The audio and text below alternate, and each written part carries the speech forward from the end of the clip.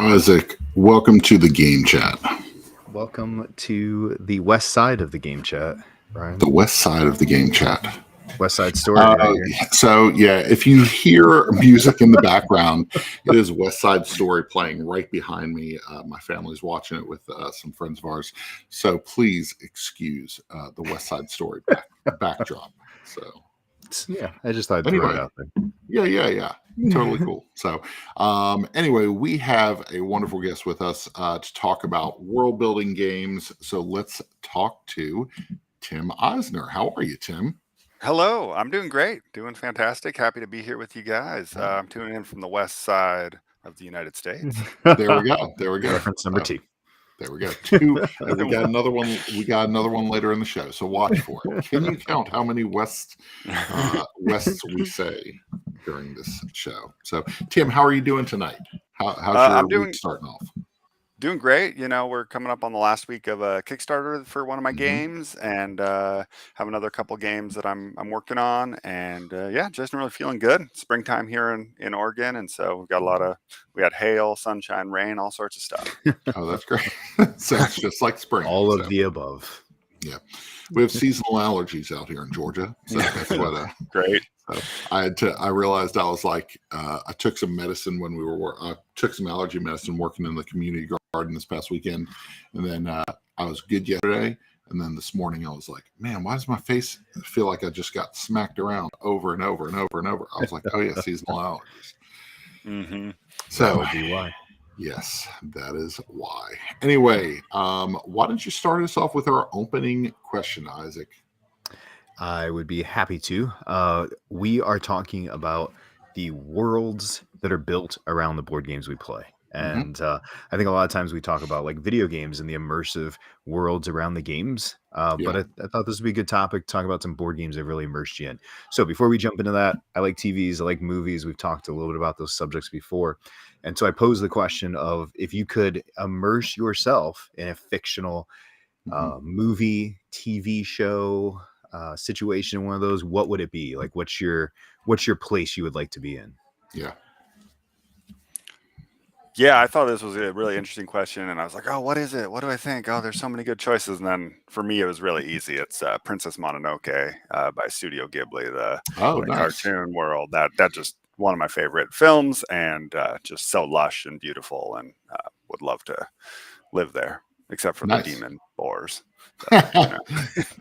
So I thought I was strange as a 40-year-old adult male saying that I would like to also live in a cartoon, but hey, I'm in good company with Tim. I'd want to live in Springfield, The Simpsons. It's one of my favorite shows. I grew up on it, 6 years old, starting to watch The Simpsons, and so living in Springfield, it's a diverse. Somehow they have a redwood forest just outside of town, but they're also not far from the beach, and they also have a nuclear power plant, and you know the Hicks in the right outside of town. I don't know how it works, but they have everything there. So that's Springfield. It's perfect. Very different than Princess Mononoke. Yes. Well, lush, cartoon, beautiful. I feel like they all share similar qualities, right? Springfield, Japan. It's like the same thing. Same thing. So, I started thinking through. I mean, like I've always been a big comic book guy. I sometimes have to like temper my fandom when I see stuff, like to not be like, oh, I know all about that. And then Marvel's introduced a lot of characters and stuff that I kind of already knew, but one of the ones that was adjacent for me was Guardians, right? I love Guardians of the Galaxy. I think we all have enjoyed that series, and I wasn't as familiar with it, but man, those characters, like I would love to just be on the Milano on the ship with Groot, with Drax, with all, everybody on that ship, and just that motley crew character. I don't know, I love those storylines, and I love that they paid the homage, right, to the 90s kid that I was by naming it the Milano after Alyssa Milano, and it's a fun series. So that's my framework, I think, of where, because I started thinking through some of the MCU stuff, and I'm like, oh, I don't want to be there. Oh, I don't want to disappear with half of the population. Like, what's the fun one here? So that's where I ended up. The idea of sitting on a spaceship scares the crap out of me because there's nothing around you.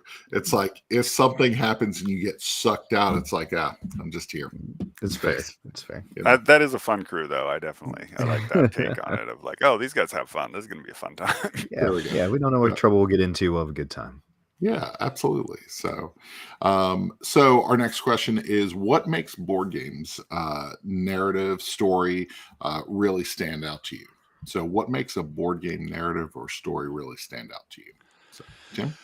I think there's several things. I think there's really cool in board games how there's a lot of different levels of narrative. You can have like a fully immersive, like campaign game or legacy game that has, story points going on through it. And in that case, I think writing really helps, like the quality of the writing, that the people behind it have, sort of vetted it, created a good structure and done that. But I also think for me, I was thinking more about just uniqueness of theme really sticks out to me and really helps engage me in a game, because I've played a lot of games of like knights or merchant traders in the Renaissance era. But the game that stuck out to me in the last few years was Quacks of Quedlinburg. I thought was a really fun, unique theme that really worked with the game and sort of captured the spirit of it and was like, oh, cool. I like being kind of this, quack doctor. And so I thought that, and the bright colors and the fun uniqueness of that really, really helped it stick out to me. Yeah, that's really cool. I think I like it when a game can tell a good story without requiring 10 hours of research. One of the things that I grew up playing was JRPGs, and I used to love getting immersed in that world. But as you grow older, as you get more responsibilities, as you have children, it becomes one of those things where, like, and anytime I hear somebody say, oh, the game's only got 80 hours of content, I'm sitting there saying, oh, cool. So I'll never see 70 hours of that content. That's cool. But when I was growing up as a teenager, it's like if it didn't have 60, 70 hours worth of content, I wasn't buying it. But now if it has anything more than 10 hours of content, I'm not buying it. I really respect a game that can tell a narrative or have a really cohesive story without requiring a gigantic time commitment. I think that's what makes it fun for me. So nice. Fair. Yeah, I agree with that. Yeah, to me, the art is a huge part of it. I get pretty tied into the visuals of a game, so I want it to look good. And I don't think there's one particular style of art that I'm like, oh, if it's always looks like fantasy art or it always looks cartoonish. Like I want the art to match kind of what I'm playing, which is I think where some of the kick comes in with the more recent Libertalia and the reskin of Libertalia. I think people saw a pirate game and want to play a pirate game. And the new skin is different. I like it, but I can understand where that kind of drives people in one direction or another. But like I want the art to look good. And honestly, like the other thing that kind of draws me in on one of our game nights on Thursday nights, I'm in charge of the music, and I've been really impressed with the amount of board game playlists that are on Spotify. Yeah. Like that people curate these awesome playlists that match these games. We played Brass Birmingham the other day, and the music was like perfect for what we were doing. Yeah. And I loved that kind of tie in. So that helps to immerse me in the game a little bit more also.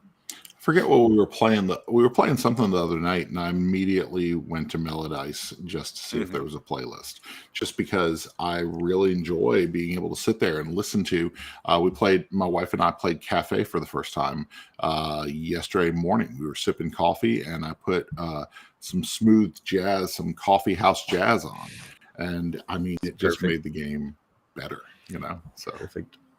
Yeah, it's awesome how much people, you can involve yourselves in these stories, and I think that's something cool with games that we've seen in the last, 10 years. The art and production level is really just ramped up, and people making playlists and stuff like that is awesome.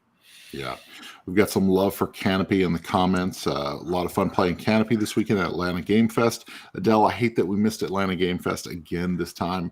We have to get Atlanta Game Fest. Shout out to that whole crew up in Atlanta. There's a board game mini convention that happens 2 to 3 times a year, and it's been going on for years. It was one of our first times going as a family to a convention, to a small group gathering like that, and it's really, really fun. So glad somebody had Canopy up there. That's really, really good. And then Bob mentioning we played some really nice music when we played Garinto. That's right. Yep. So, yep.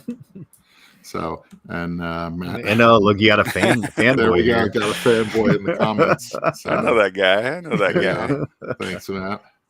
So, very cool. So, what is our next question, Isaac?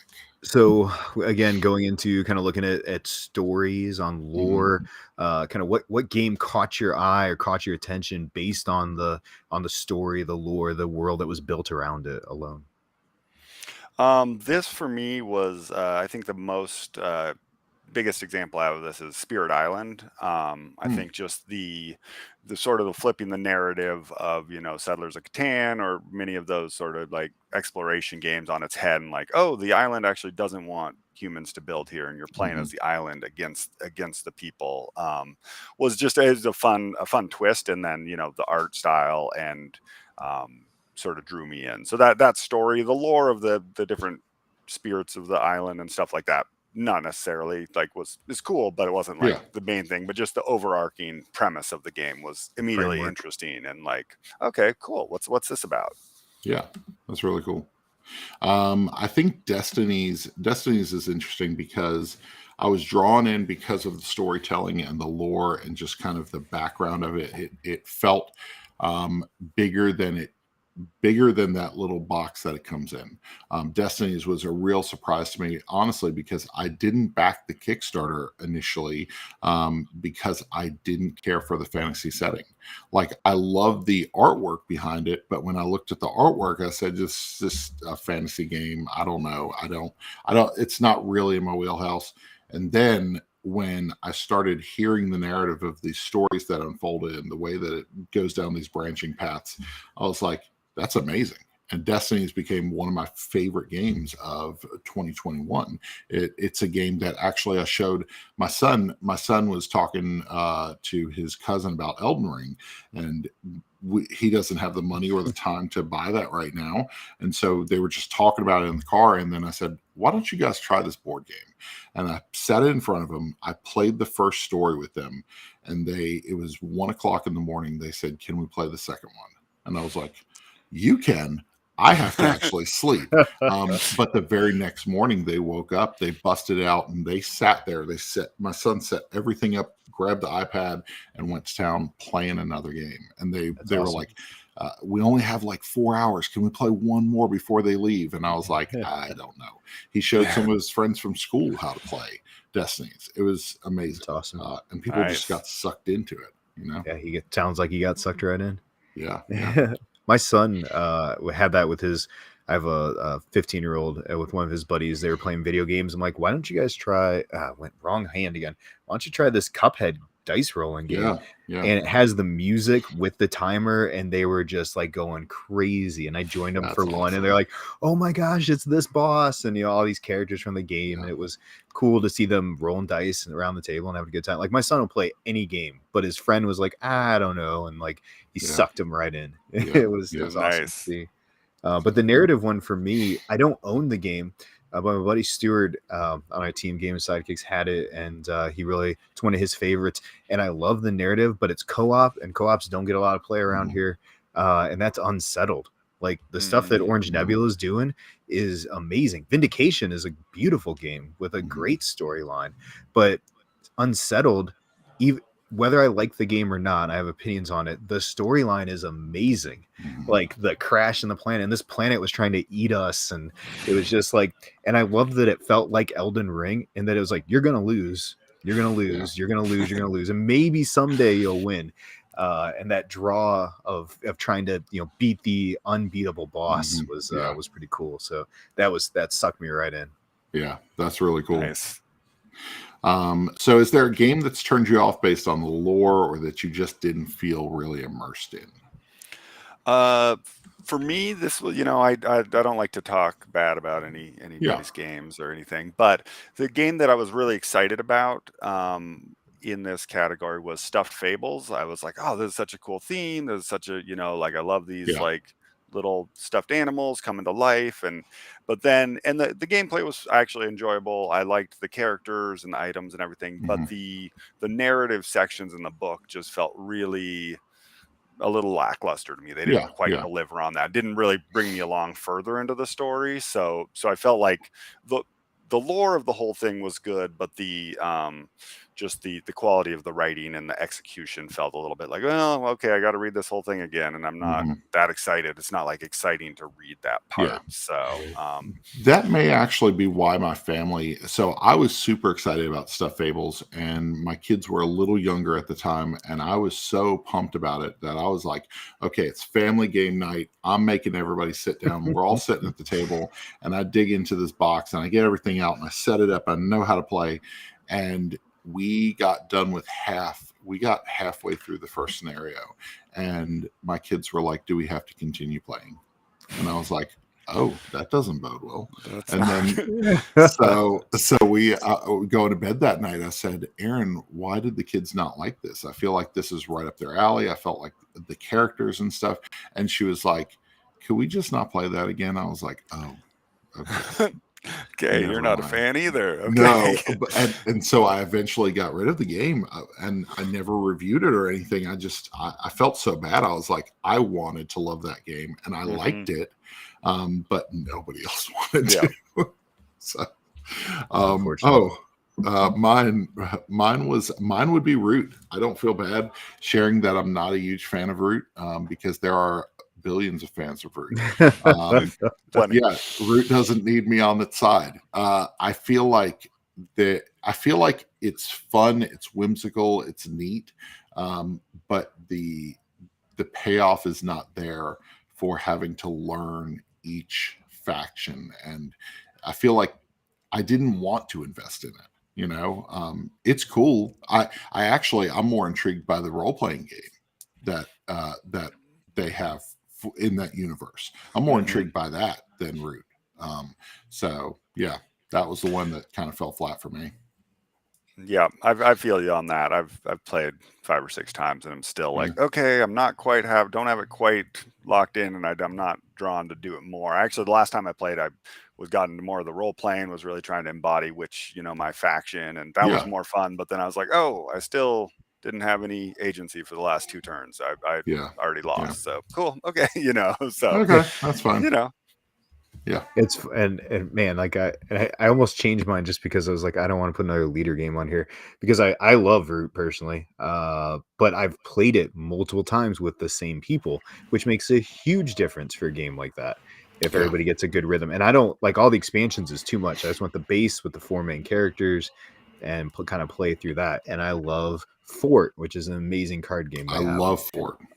But Oath was really hard for me. Oath was a challenging game, and it was hard to, like, I saw the narrative they were trying to paint and this world they were trying to make, but we spent like 3 hours playing the first game, and the guys I played with, kind of the same as like Aaron said, they were like, can we not play that anymore? I was like, that's fine. It's absolutely fine.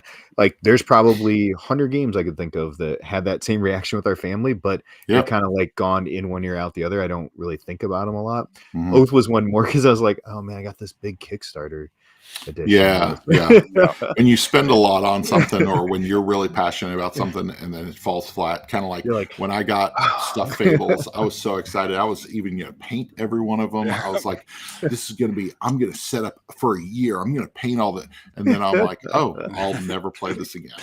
So, Great. Well, let's flip to the positive, because we do like to focus on the positive. What you said, what RPG world or game like has been the most unique that you've had an opportunity to play in or explore?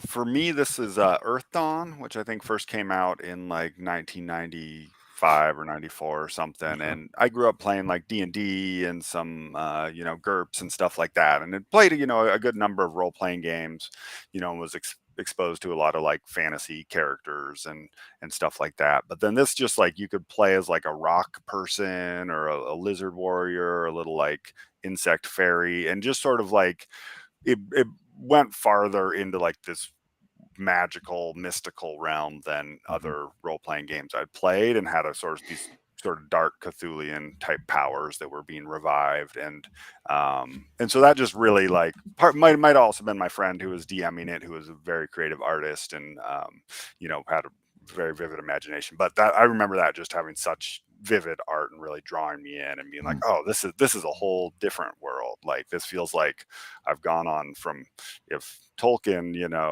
is fantasy, then I've gone one step further, like what they would consider fantasy or something like that. I would have to say Kids on Bikes. I grew up being a game master for Star Wars. I think the Star Wars RPG released when I was a teenager, and I was playing D&D a little, and so I picked up the Star Wars RPG and just ran with it. And I was one of the only people. I was 15 years old, game mastering every weekend at our local board game shop, because I loved Star Wars growing up, and that was kind of my entryway into RPGs. And so but something about Kids on Bikes. I introduced my family to Monster of the Week and played a couple Monster of the Week scenarios prior to COVID. And then Kids on Bikes came around, and I dug all into it. I was really excited about it.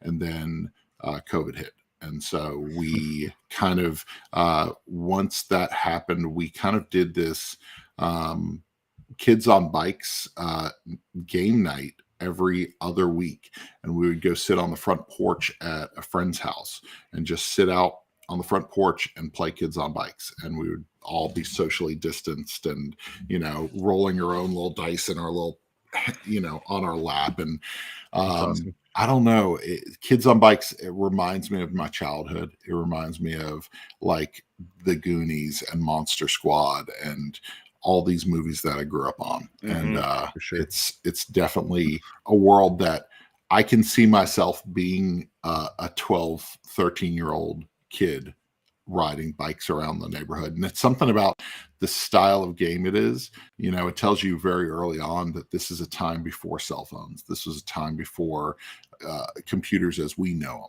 them. It's a time where you could just get lost, and it's really good. So. Yeah, nice. By the talented Mr. Gilmore. Yes. It's a solid system. That's on our game. Shoot, I didn't even think about having that on my list. His zombie game. Why is it slipping my mind right now? Oh, yeah, Dead of Winter. Dead of Winter. Oh, man, such an immersive game, too. So you got a few comments. I can drop mine, but so you got a few people's interest. Hey, everyone. Michael Petrie. Mr. Petrie. And then A Quiet Year is an intriguing RPG-like game. Through the Deep Forest version is more aware of the issues with colonialism. Nice. Okay. I've heard of The Quiet Year. I haven't heard of the Deep Forest. I need to look into that. So RPGs, I played through college. I started getting into D&D in college with like 2 or 3 friends, and we would work till midnight, and we'd stay up and play like till like 6 a.m, sleep the afternoon, go back to work. And I created all the worlds. We had the books, and I'm like, I just want to make fun things for my friends. So had all the time in the world because I was a college student with no other responsibilities.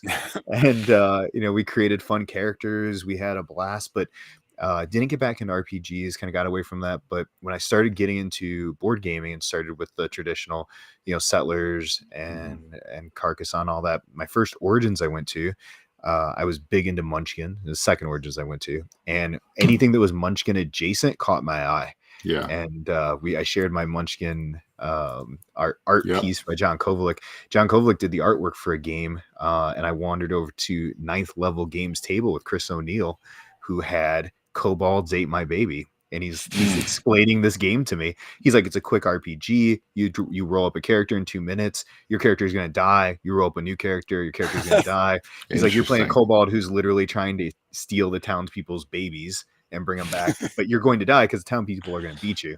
And I was like, that's really interesting. He's like, you know what? Let's get you in a game right now. And he's like, walks me over, throws me in a game, and I had a blast. Like, it was hilarious. That's really cool. That's awesome. Part of that is the DM, right? The DM drives so much of that experience, and it was fun and silly. I bought the book, and it was a good time. And I know they do a huge thing at Origins where they do this huge like Kobold night, one of the nights, and it's all hail King Torg or Trorg or something. You'll hear people shout that. Awesome. But they've created a cool culture around it. Yeah, that's really cool. So Michael says our Kids on Bikes campaign, the arcade was our tavern. That's awesome. That's so cool. Nice. Little bonus one in there. I was testing first started testing games at one of the local game stores, I went down and there was someone testing out an RPG. And it was really simple, but we were all playing students at like an all-girls high school in Japan, and we were trying to like go to poetry nights and it was just like had like playing card based things. And I don't remember all the details, but I was like, whoa, I am really getting invested on if I can meet up with my best friend after school, or if I can go to this poetry thing and so it was very transporting and just sort of like, I think partly because I wasn't expecting that theme, but it just, I think RPGs are so cool, and it like kind of opened my mind to be like, oh, kind of like that Kobold thing of like, oh, you can flip it, or you can turn it around, or it can be this totally different thing. And it's really cool these days to see all the places that RPGs have been going to.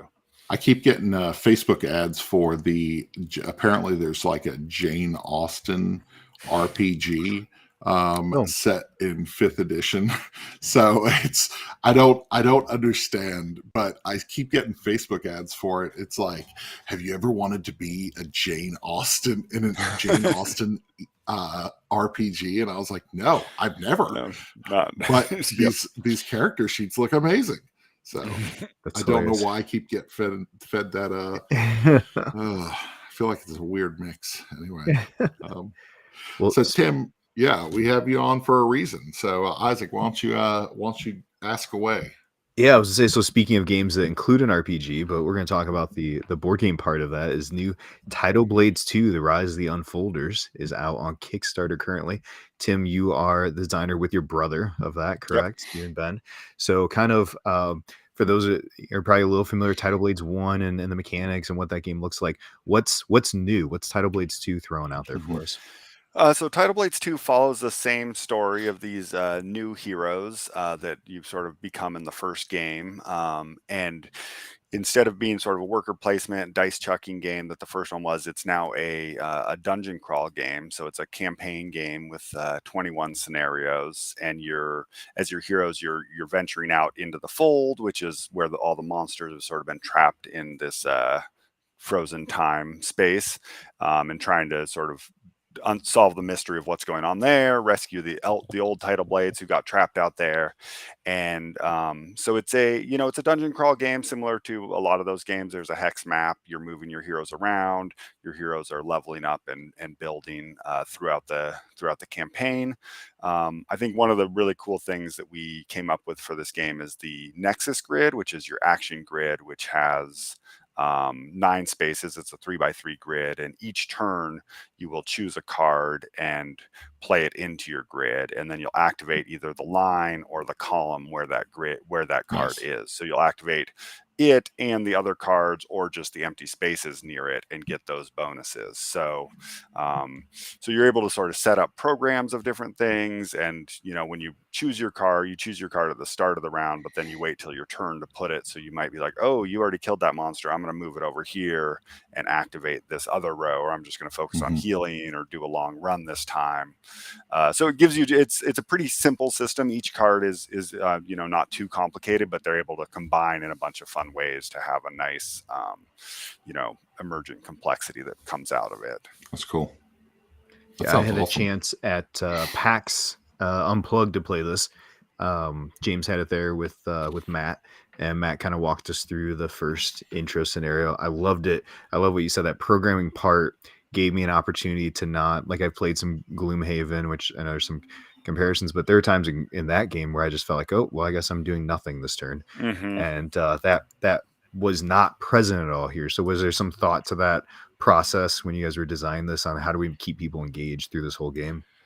Yeah, that was definitely. I mean, Gloomhaven was a big inspiration. Like I've played a good amount of that, and it was definitely, it's kind of the elephant in the room as far as dungeon crawlers currently. And I mean, it will continue to be. I'm not saying it's going away anywhere. But we came up with the grid system as the action system after a couple different tries, and then once we had that, we were like, well, you could choose right away and put your card right into your grid, but we're like, well, it's more elegant, or it feels nicer if you're able to do that and then choose that at the beginning and then change it. And so it just sort of fell into place that way to keep players more engaged. And but we were definitely thinking about that because we wanted, every turn players to have options and actions, so you're not just like, oh, I'm just sitting around here, I guess I'm not, or I'm gonna just run around and pick some stuff up, so that definitely was a thought of ours. Yeah, I love that. It felt like there was a game being played in the game as we kind of strategized through it and played with the people at the table. But yeah, visually again, I mean, we talk about immersion. Like you've got some of the best artists. Yeah, one of the best pairs working on this game again, right? Absolutely.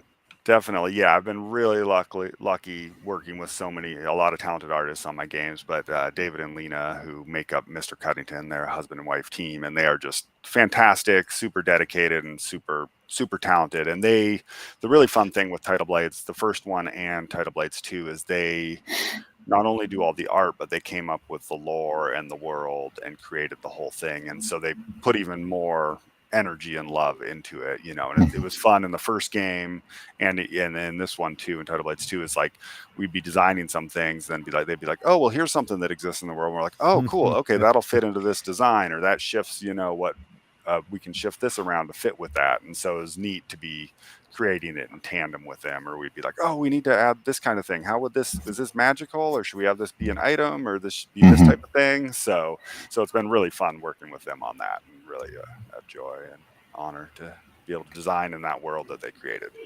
That's awesome. Yeah. What's it like working with your brother? Like what kind of design team are you as siblings? Yeah, that's a good question. We're pretty good. I'm we're very similar. We're actually, like, people often are like, are you guys twins? But he's 3 years older than me. But we have very similar aesthetics and tastes and sort of design styles, so we can kind of work in tandem pretty well. But I do more of I'm a little bit more on the idea side, and he's a little bit more of like the burster of bubbles. So it'll be like, that doesn't work. We got to get rid of that. And like, I'm like, oh, well, what about this? And what about that? And he'll be like, no. He's really good at sort of the editing and doing the development too. Like if we run into a hard place, he'll chew on it a bit, kick a couple ideas around, and come back with a solution. So I think it's a really fun team. We've been designing together for 8 or 9 years, and it's been really fun. Wow. I think my first game I played with you guys that was a co-design was Dungeon Hustle. And I think that's probably 5 years old at least, right? Somewhere 5 or 6 years old. Yeah, definitely. Yeah, that was one of our first. I think that was our first co-design. And that was fun. I mean, it was because again, it was a little different. It was a little out of what I had played for dungeon crawl games. So yeah, I've enjoyed everything you played, and you've got your own label outside of kind of what you're doing with Tidal Blades and Druid City, right? What's your company's name? So I run Weird City Games, and so I do that about halftime, and then work with Druid City Games, and formerly Skybound, on designing games for them. But Weird City Games, we published March of the Ants was our first title, which was fun. That was a type of world building in that it was, like, oh, what does it mean to be an ant colony? And we did a bunch of research on different ant species and incorporating those into being like, oh, there's these ants that like will spray formic acid at other ants to scare them away. And like, oh, how do we represent that in a game? And so awesome. It was very rich because ants do a bunch of crazy stuff. So it was fun to riff off that. And then most recent game is Canopy, which we were talking about a little earlier. And that was, set in the rainforest, and also very fun to do, inspired by nature. And, Vincent Dutray did the illustration on that. It was really great to work with him and bring just how do we represent a toucan in this game? What's a fun way this could have an ability? And so it's been fun to build them out in that way as well, incorporate sort of the theme and world. Awesome. One of the games that our family fell in love with was the Grim Masquerade. That is what's so interesting about this game is there are people that my wife is not a big social deduction fan, and because of the way that the Grim Masquerade handles deduction, you're not lying, you're not cheating anybody, you're not being underhanded, you're just playing the way that you want to play. And the Grim Masquerade is, I think, one of the most underrated games out there. It is a fantastic game, and it's one of those games that I'm currently pulling games off the shelf as I need to get rid of them to get the games off the floor onto the shelf. Yep. That's probably a problem we all have. Yeah. But Grim Masquerade is one of those games that will never leave the shelf. It will always have a place on the shelf because we love it so much. So awesome. That's great to hear. I definitely, we had a lot of fun designing that, Ben and James and I, and I think we put something together really special, but it just, like for whatever reason, it doesn't catch on. There's so many games every year, but and I think, it has a nice take on social deduction where it's not, that like finger pointing, lying, bluffing. It's not as, but there is still, it does provide that some fun elements in that scene. So. And another visually, aesthetically pleasing game. It's gorgeous. Absolutely, it is. Definitely, yeah. I was really excited to see, like the Mr. Cuddington go from like Grim Forest, which was awesome, beautiful art, but a little brighter. And then for Grim Masquerade, they took it to sort of a little more dark, a little more like painty effects, and it was just cool to be like, oh, cool, you guys can do that too. And then they like do brass and do other, I'm like, okay, you guys just have amazing range and ridiculous talent. Absolutely amazing. Tidal Blades 2 is on Kickstarter now through April 8th. Be sure to check out the campaign. In the comments, if you are with us live, we've got a link in the comments to check out that Kickstarter campaign. So, Tim, thank you so much for sharing that.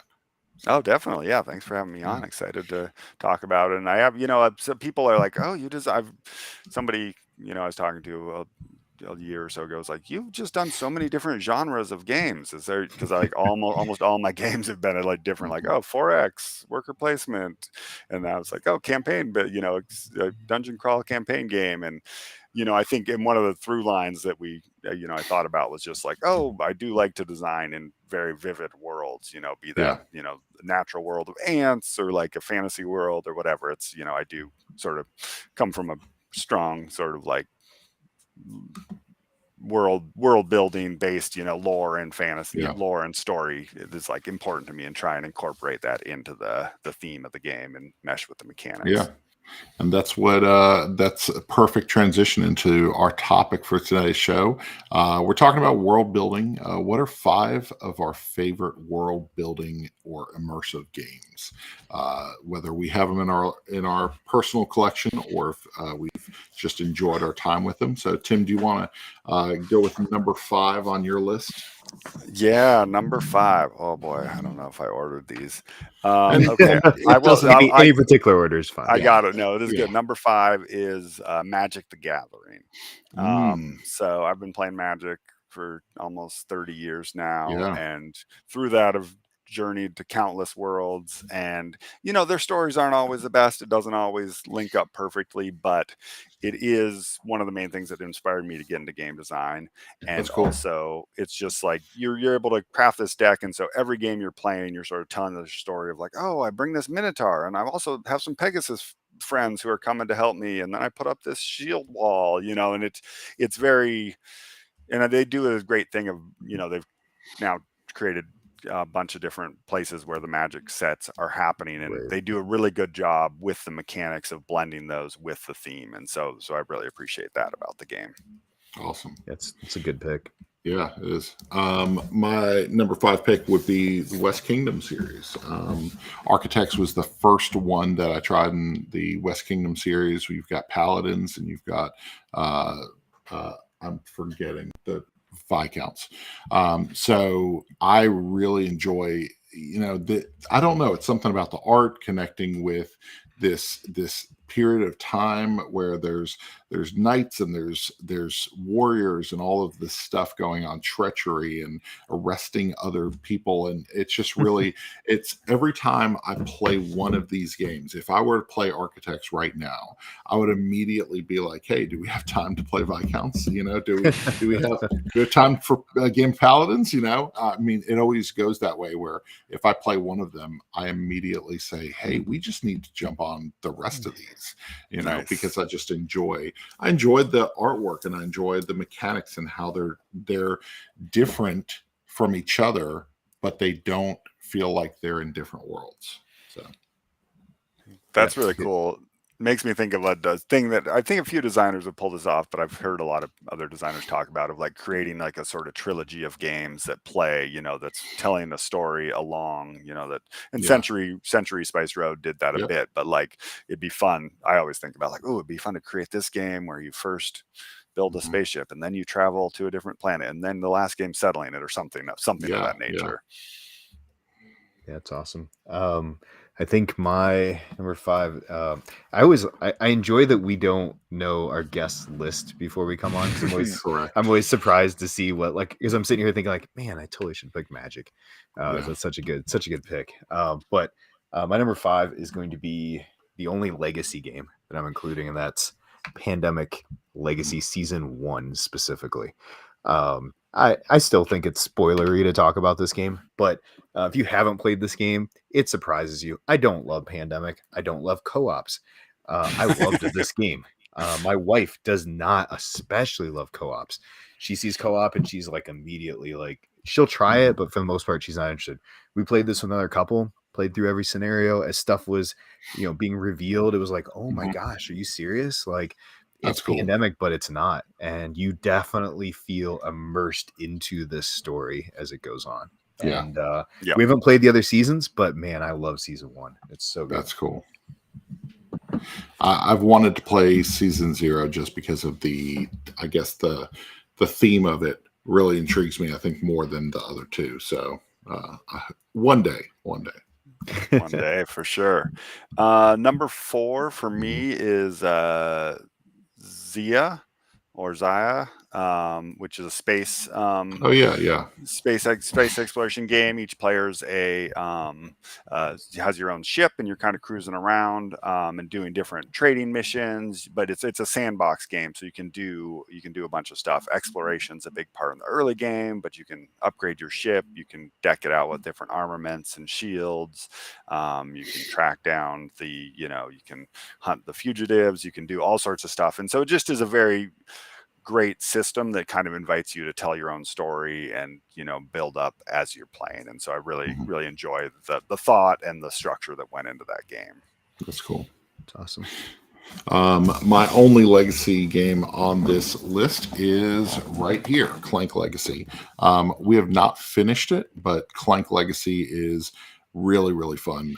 One of my wife's favorite games is Clank, and we have a bunch of Clank expansions and Clank in Space and everything else, but Clank Legacy was really special. It just the two of us sitting down playing it, and the world kind of expanding and things getting different and different elements getting introduced to it. It's probably the legacy game that Aaron and I both enjoyed on probably the same level for the same reasons. And it's one of those games that we have to get back to because we actually want to finish it. So it's fair. Nice. Absolutely. My number 4 is going to be from Burnt Island Games. I had a chance to play this during the pandemic on TTS. Usually not a big fan of playing things on there because they're clunky. But for the right people, I'll sit down and play one of their games. They're like, you got to check this out. You guys are going to love it. So Derek, Bob, and I sat down, and the game explanation when they went through into deep, again, kind of like Tim was talking about, right? When you're talking about like taking a game and flipping it, this is like, it feels like The Matrix. It feels like Johnny Mnemonic. Like you're a cop, like, oh, okay, sure. But then you're getting in the head of the bad guys, making them do things, controlling them, but don't get too deep because then you become the bad guy. Like I love the rondel on this board. Like it feels very like push your luck to evil, how evil are you willing to be, and are you gonna bust? And it's just like Burn Island, Kids Table board gaming, like I don't think they can do wrong over there. They've got some amazing themes and ideas and worlds that they've built around these games. Heck, even Creature Comforts, right, is like this like deep little game, right? My review of Creature Comforts hits tomorrow. So. Perfect. Totally. Oh yeah, your description. I saw that game, but your description, they should have got you on the Kickstarter, because I was like, man, I want to play it now. Like, get that idea of like getting in their head and getting. I didn't know all that about it. It's so one of our writers, Rick White, did the preview coverage for Into Deep, and he just raved about it, and it was like he kept talking about it, and I was like, man, now I want to play it. So nice. I think it's one of these games that suffered during the pandemic of not getting the exposure it probably needed at a convention in front of enough people to get that steam going, right? I think we're going to see some of those games hopefully in the next year or so, like come back, right, and get that steam back that they should have had. But look at you, summoned Rick. What are you doing? Jeez, how does that happen? He has something on his phone that says someone is talking about me. I need to jump online. So people are watching. They're just not chatting. But he would not watch this. So my number 3 is a legacy game as well, and it was King's Dilemma. Which I really enjoyed. In this one, you're counselors to the king, and you're all sort of advising and doing some voting, similar to Battlestar Galactica or other voting yay or nay games. But it really, got you into the character. You were able to make these fun choices. There was a lot of room for sort of role playing within our among the different characters and houses, and just the emerging narrative that came up. I wasn't always in love with it, but it really I was very excited to get together. We finished the whole, campaign over 6 or 8 sessions, and just it did something very new and felt new and different to me, and created this lasting narrative that was very fun. That's awesome. The King's Dilemma is one of those games that I wanted so badly, but the pandemic kind of killed the ability to have that. So.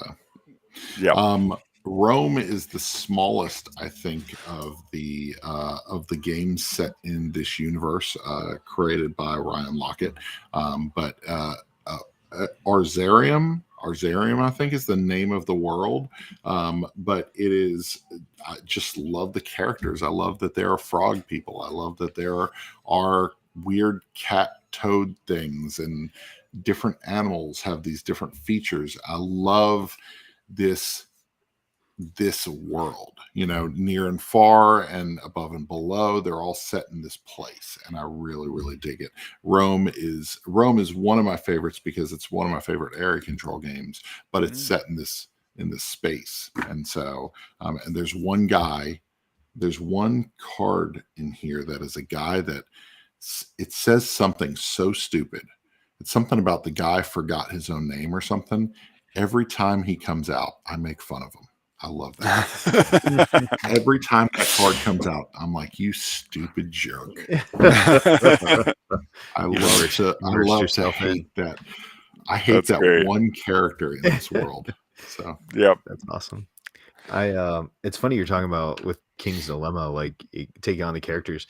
I didn't include in my list, but it got me thinking about with that. Now it's slipping my mind. The one where you're trying to sneak goods. Sheriff. Like, that's another one that, like, especially when we first learned it and started playing it, that everybody was very like, "Oh, I've just got 3 apples, good sir," and like just really acting that part out. We can't play that game without saying, "Oh, this is just cheese for the old lady in town," giving ridiculous. But that's such a good example of that, right? And it completely slipped my mind till right now. I was like, oh, I should have had this one on. All right, so this is my number 3. It's my all-time favorite game, so I had to include it on here. It's heavy as heck, but man, there's just something about these worlds that Mr. Lacerda designs. Do you need a full screen for this? I feel like you need a full screen for that. This is the smallest of the next 3 games I'm bringing up. But On Mars is like, the world that Lacerda built and the art that O'Toole played in this, like, it's desolate and it's everything you want this On Mars thing to look like. And the game looks full and busy, but once you get past some of the the basic ideas, and I think O'Toole O'Toole designs the art in such a beautiful way that it makes sense. You can tell he's a board gamer, right? You can tell he plays games because he takes Lacerda's crazy ideas and just like makes them work. And there's just something about the pressure of like, okay, we got to get out of here. We got to get out of here. And as you're building into this game, if you've never played On Mars, it's so thematic. It's a beautiful game that, again, we get the music going and you feel like you're in it. That's cool. I'll have to check it out. I have not played it.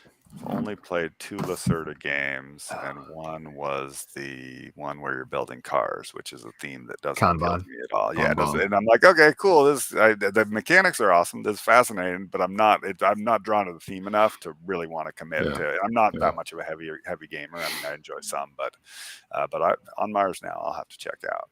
Yeah, I love it. It's a heavy game, but it's smooth once you get the rhythm of it. Like, you don't feel like you're like, well, I can't play this. Like, there's a rhythm, which I enjoy. Sweet. Number 2 for me was Pandemic Legacy, the first season. One of the best board gaming experiences I've ever had. Like, I think it was just so cool coming together with my brother and 2 other friends, and over 6 or 8 months, and just the storytelling, the building up. I'm not going to give away any spoilers because I think it is still a new experience for people, but it's just. And especially, like Pandemic's fine. It's got some really cool systems, and there's, it's a good cooperative game, but it's not my favorite by any means. But this was just like made it, the legacy aspect and how they did it. It just keeps you guessing and keeps you, excited and makes it, new. And as a designer, it's really fun to watch and play a game that evolves and changes. That's growing. So that was very high on my list. It's awesome. Number 2 for me would be Charterstone. So, Isaac, do you have my copy of Charterstone now? I do right here. Yeah, your my copy of Charterstone. I can't find Charterstone. Charterstone. Charterstone was actually, I think, our second legacy game we ever dove into. Bob, myself, Aaron, and Kendall actually dove into it. And Charterstone was just so quirky and fun, and worker placement, just everything just clicked for us. And every time we opened up something and there was something inside that little box, and we were like, oh man, what is that? It's a little wooden figure that looks like a blank. And it just, it was just cool. It's a cool world, and clouds and little city people, and one of the characters looks like a good friend of mine named Margie. So it's just really cool. So nice. I love this thing. We played it with our family, my wife and our 2 kids, and it was just fun to explore it together. It was fun to make it our game. Like, this game will never ever leave my collection, right? It was our experience for like 6 months or however long it took us to play. It's like my copy of Grim Forest here. Like, we spent a Saturday once when the kids were younger, when I first got it, painting the minis in that. And the ones that I did look pretty okay. The ones the kids did look like kids did them. I will never get rid of that, right? Like, cool. Because it was just a fun project to do together. Nice. My number 2, I have 6 on my list. Which one am I dropping? Okay, I'll drop that one. Yeah, your list was 12 long at one point. We have a shared document, Tim, and we are constantly messing with it and changing it. And Ryan's always adding these dumb games to my list that don't actually exist. I never do it to him. Candyland Legacy. Theme above and beyond. I'm gonna have to drop that. Okay, I know we've already talked about it, but I've got to go with my next biggest game. Right, it's behind Tim on the shelf, but I'm gonna throw it in the window here. Tidal Blades is. I had a chance to play so many different versions of this game, and I didn't dislike any of them. That was the cool thing to me. Is each time I played it, I was like, "Oh, that's actually a lot of fun." And then I remember the next con, Derek's like, "You got to see this, and this is different." I'm like, "Oh, okay, well that's really cool too." And all along, I've enjoyed I've enjoyed being able to kind of see the game grow. And man, I love the arena in this thing. Like, I love the Strike-esque arena setup. Yep. You know, like, there's just so much about that game that's just gorgeous. And again, you talk about something that, one, it doesn't fit on my shelf, but something that will never leave my shelf is going to be that game. It's a masterpiece. I absolutely love the world, like you said, that you guys built with the Cuddingtons. That you talk about a game you can keep building into. Like, I can't see how this isn't something that just has potential forever to build into. Yeah. Is Rick saying that you bought that from him? Is that what is Rick saying? I don't know what Rick's talking about. Get him off the screen. Off the screen, Rick. Off the screen, Rick. Yeah. Cool. Yeah, no, Tidal Blades. I was going to put that on there too, but then I was like, well, I don't want to put my own game on. I got you. Other people, but it's like that. What about top 5? Here are the 5 games I designed. Yeah, I'm just going to talk about myself. There we go. So my top game is, and it's probably my favorite game of all time as well, is the classic Dune game that was re-released recently by Gale Force 9. This game, I mean, it benefits because it comes from a classic, awesome sci-fi novel, but the mechanics in the game and the structure of the game get you into the character, into your factions. The asymmetry of the of whoever you're playing really lends itself to, like, oh, you're the emperor, you control all the money. Everybody, whenever somebody buys something, it just goes to you. So you're like, oh yeah, I can just buy anything, or you're the Harkonnens and you just have extra treachery cards. No one wants to get into a battle with you because they're like, okay, are you gonna have my trader? And it's got a lot of like weird niche rules that are like a little far out, but if you have a group that like can get it to the table and commits to it, it's just like, I've played few games that really get where the mechanics bring the theme out so well. That's cool. It's really enjoyable. Nice. So Rick clarified his statement. You picked up writing stupid things in Google Docs from me. That is true. We have a Google Doc for our podcast, and he would write all kinds of ridiculous stuff. I don't have the boxes anymore. I don't believe they're all in like totes. But HeroScape. This is a HeroScape manual from 2004, 2003, somewhere around there. HeroScape is this insane hex system where dinosaurs and skeleton people and samurais and Vikings and military members all exist in the same space, and they're fighting against each other.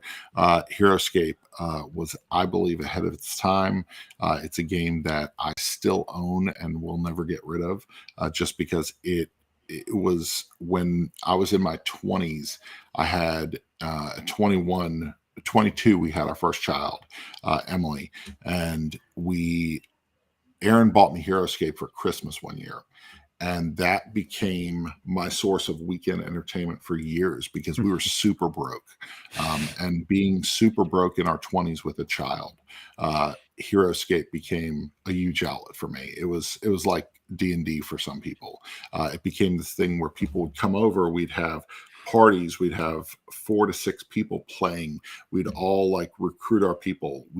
I'd have a map set up on Friday night, and we'd play that every night of the weekend.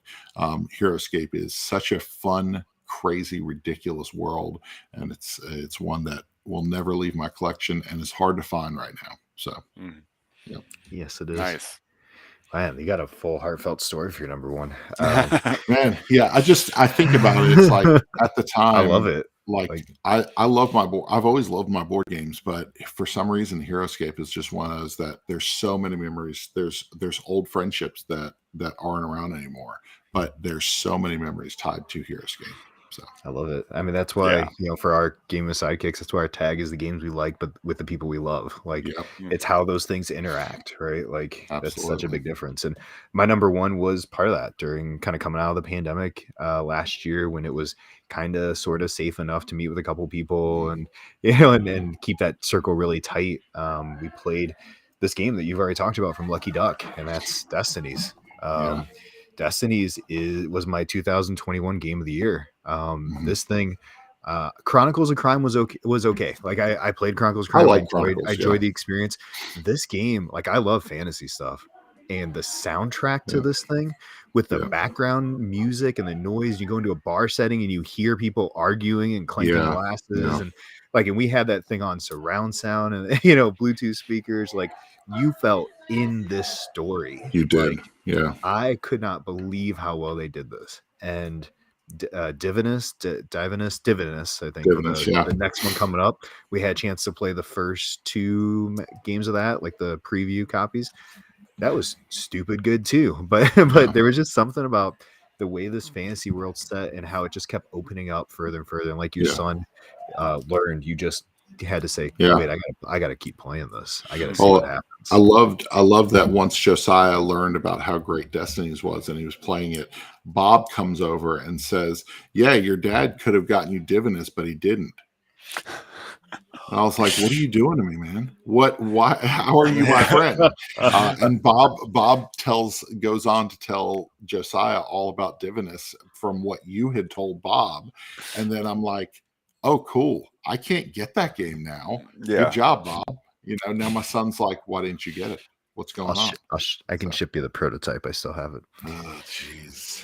Now Josiah's going to know that exists. Anyway, so we always end our show on what have we been playing. What's one game that's hit the table lately that you really enjoy? So one game that I've been playing recently is Cascadia. I was a little late to the party on that one, but finally picked up a copy and have just loved it. It's been great. Super simple, elegant, but nice choices, and I really enjoyed it because playing with my partner, and it was like, okay, we can dig in as much as we want. We can just have fun building places, getting a couple animal sets, and you're like, cool, I did this. Or you can get really crunchy and really be like, okay, I need to do this, but I need to get this to be a little bit bigger. And so I just was really impressed with the design. I was like, okay, this is amazing. This is a nice, takes Tile Lane to another level. It's really good. Yeah, my wife and I love playing it. It's definitely in her top 10, I think. So it's weird. Overboss came out first, and I really enjoyed Overboss, and I connect more with Overboss, even though I love Cascadia's style, the look of it. I think that Overboss is slightly better in some areas than Cascadia, but I do enjoy Cascadia. I haven't played that one. I've heard things about it though, so I'll have to check it out. Rick makes a good point. Burgle Bros series, Consulting Detective series. Those are really deep, solid, really deep worlds. Those are really good. Good job, Rick. Yeah. See, he contributed something useful finally. Yep, finally. Long Shot, the dice game. Bob brought this one. Bob brought this over. He got it from Kickstarter.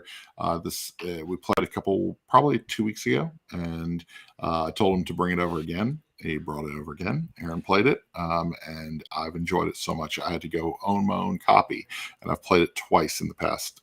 I bought it Sunday and Saturday, and I've played it twice already. So I really like Long Shot, the dice game.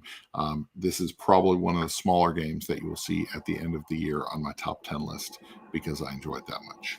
So awesome. Nice. For me, it's a Reiner Knizia game that was originally released in 1999, but is getting a whole new life thanks to 25th Century Games, and that's Ra.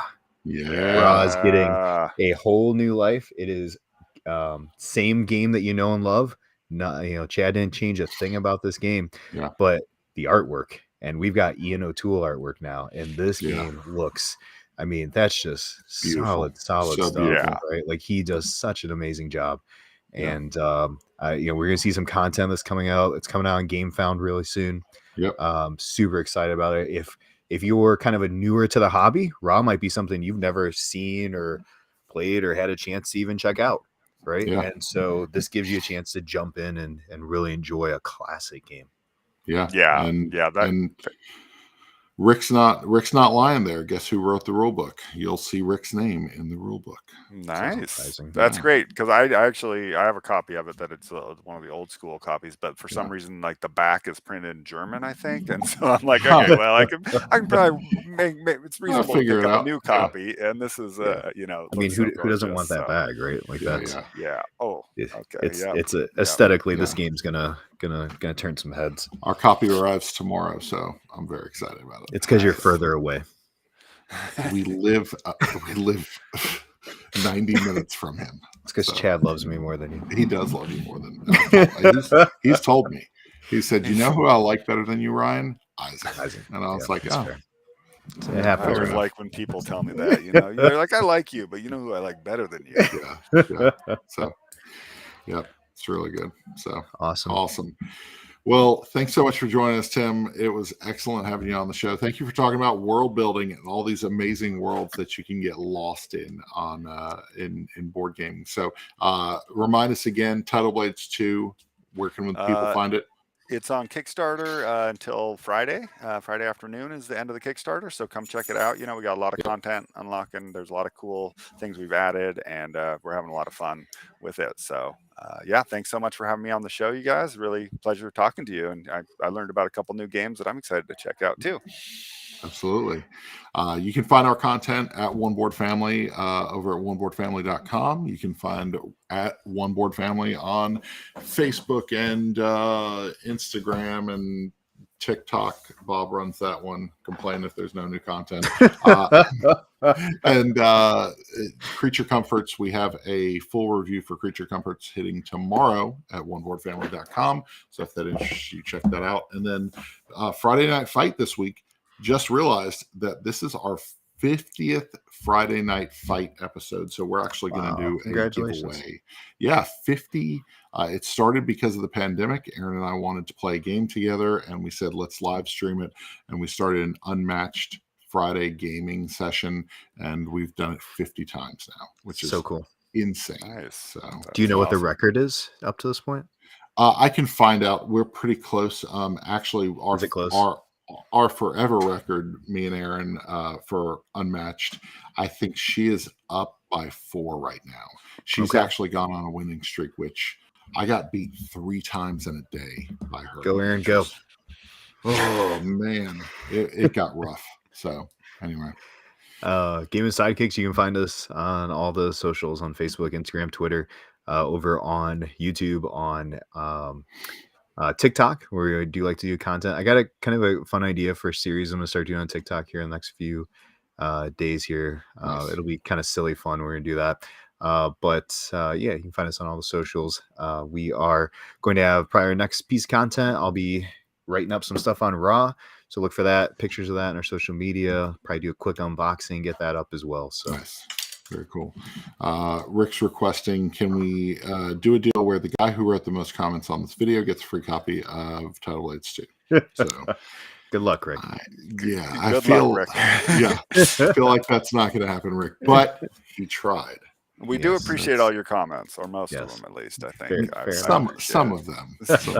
So, all right. Thanks so much, Tim. Have a great rest of the campaign, and we'll see you guys next time.